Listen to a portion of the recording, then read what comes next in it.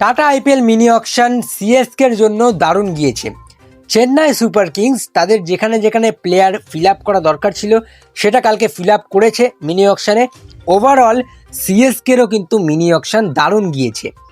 CSK এই mini অকশনে কাকে কাকে নিল তাদেরকে নিয়ে একটু বিস্তারিত আলোচনা করব এবং কেন নিল তাদেরকে দলে নিয়ে আসার কারণটা কি সেটা নিয়ে বিস্তারিত আলোচনা করব। তাই ভিডিওটি একটু বড় হতে পারে, বাট আমি আশা করব যে আমার দর্শক বন্ধুরা যারা যারা এই ভিডিওটি দেখছেন পুরো সম্পূর্ণ ভিডিওটিকে দেখবেন।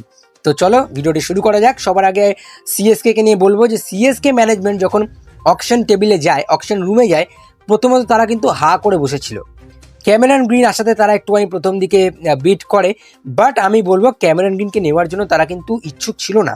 তারা চেয়েছিল কলকাতা নাইট রাইডার্স কত দাম বাড়ায় আমরা তাদের সঙ্গে দাম বাড়াবো, কলকাতা নাইট রাইডার্সের একটা প্লেয়ার নেবে যাতে তাদের হাফ টাকা চলে যায় সেক্ষেত্রে। তো সেটাই চেষ্টা ছিল সিএসকের, সেক্ষেত্রে অনেকটা সফলও হয় সিএসকে। কিন্তু কলকাতা যাদেরকে ভেবেছিল তাদেরকেই নিয়েছে। তারা মাথিসা পাথিরানাকে 18 কোটি টাকায় নিয়েছে, তারা মুস্তাফিজকে 9 কোটি 20 লাখ টাকায় কিনেছে। সুতরাং ওভারঅল আমি বলবো কলকাতারও ভালো গেছে আইপিএল মিনি অকশন, আর সিএসকের জন্য ভালো গিয়েছে।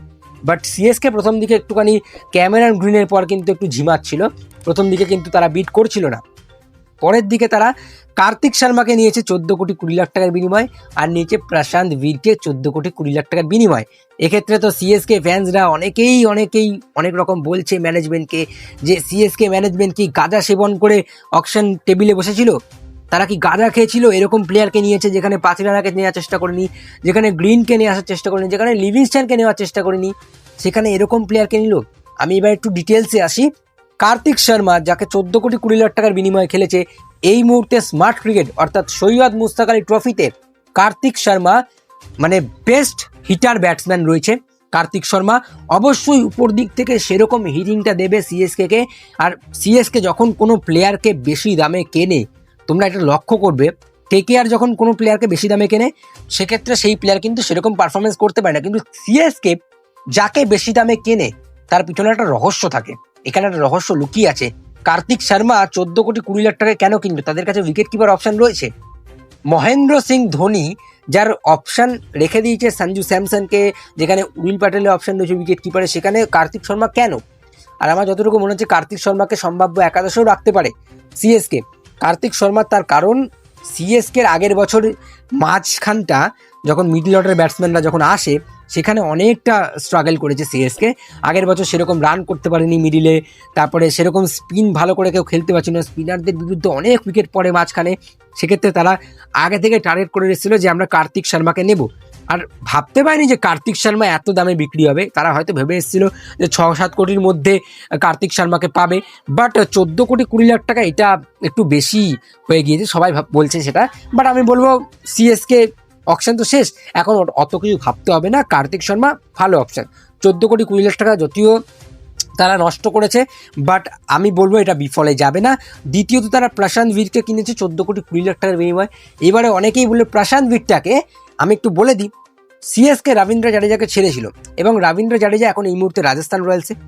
সেক্ষেত্রে রবীন্দ্র জাডেজার মতো অনেকটা প্লেয়ার কিন্তু প্রশান্ত বীর, লেফট আর্ম অফ স্পিনার এবং লেফট হ্যান্ডেড ব্যাটসম্যান তিনি, এবং নিঃসন্দেহে রবীন্দ্র জাডেজার থেকে অ্যাগ্রেসিভ ব্যাটিং করেন বাহাতে।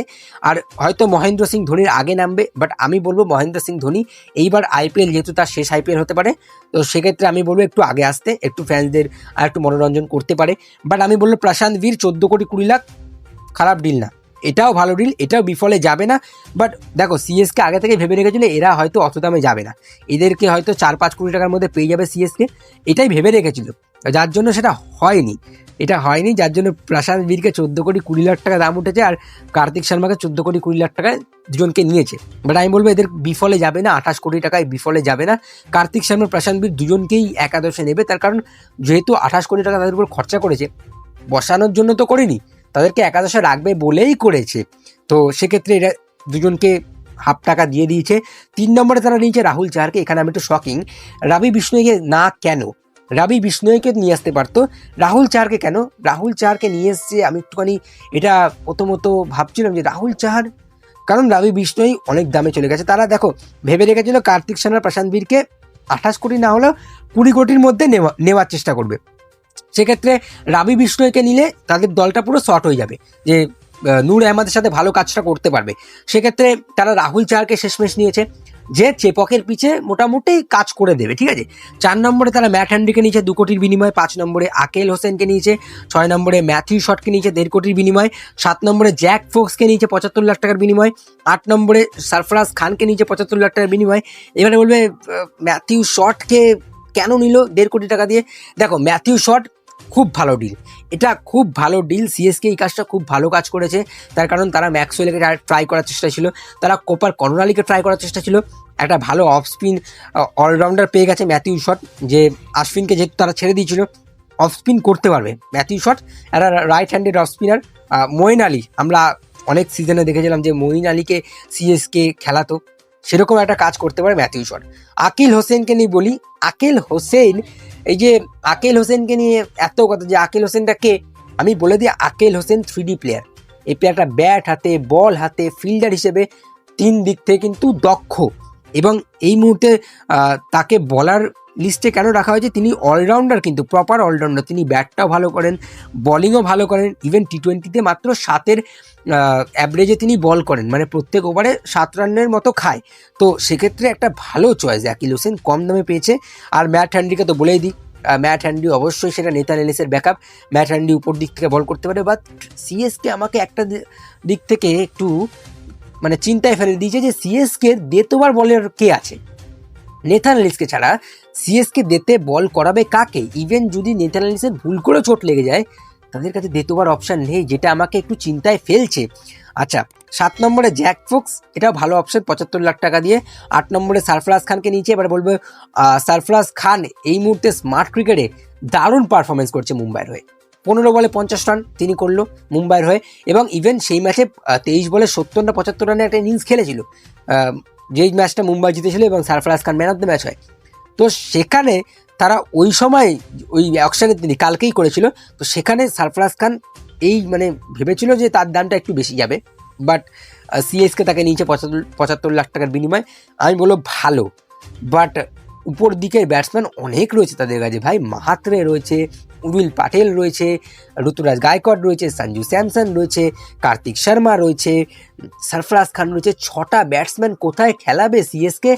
তোমাদের একটা ডেথ ওভার বলার দরকার ছিল ভাই, এটা নিয়ে আমি একটুখানি বেশি চিন্তিত। 9 নম্বরে নিয়েছে আমান খানকে। আমান খানকে তারা নিয়েছে 40 লাখ টাকার বিনিময়ে। এবারে তোমরা বলবে আমান খানটাকে, বলে দিই, আমান খান যিনি রয়েছেন তিনি হচ্ছে হার্দিক পান্ডিয়ার বেস্ট ফ্যান, এবং অনেকটা হার্দিক পান্ডিয়াকে কপি করেন।